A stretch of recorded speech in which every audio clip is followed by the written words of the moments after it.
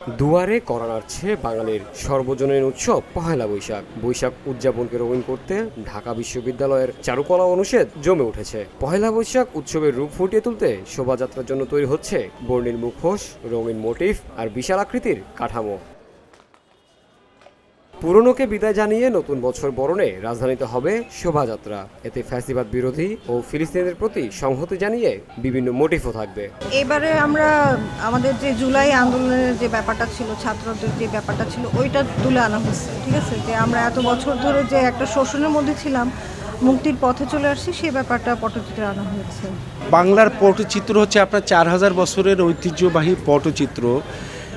এটা হচ্ছে পটুয়ারা এই পট এঁকে গান পরিবেশন করে আগে আঁকতো, তারপরে গানের মাধ্যমে বলতো পটের গান।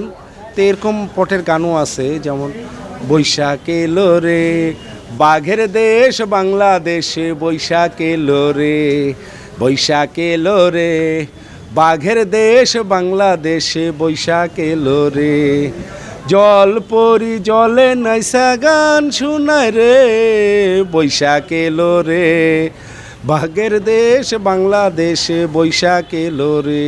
এই পটুয়ারা গান পরিবেশন করে বিনোদন দিত। তারপরে রেডিও টিভি আসার কারণে হচ্ছে একটু ভাটা পড়ে যায়। আমি এই যুগের ছেলে, আমাদের যে 1000 বছরের পটচিত্র নিয়ে 30 বছর ধরে চর্চা করছি, এবং বৈশাখের সময় যে আমাদের চারুকলা অনুষদ এবং বিভিন্ন জায়গায় হচ্ছে আমাদের লোক সংস্কৃতির ঐতিহ্যগুলো নিয়ে উৎসবগুলো হয়। আমি প্রায় 20 বছর ধরে পটচিত্র আঁকি।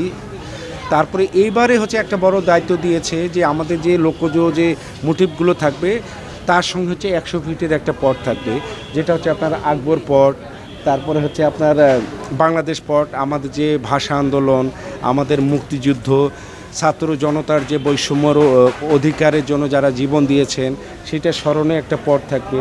তারপর হচ্ছে আপনার বেহুলা লক্ষিন্দর একটা পট, বনবিবির পট, গাজীর পট।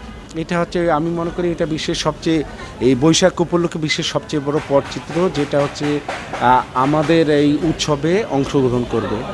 আমরা চাই সারা বিশ্বে যুদ্ধ বন্ধ হোক, এবং হচ্ছে আমাদের যে শিশু কিশোর যাতে তাদের জন্য একটা সুন্দর দেশ, সুন্দর একটা পৃথিবী উপহার দিতে পারি, সেই জন্য আমরা উৎসর্গ করেছি এই আমাদের এই বৈশাখ, যেটা বিশ্বের সবচেয়ে বড় সম্প্রীতির উৎসব হচ্ছে আমাদের মঙ্গল শোভাযাত্রা এবং বৈশাখী উৎসব।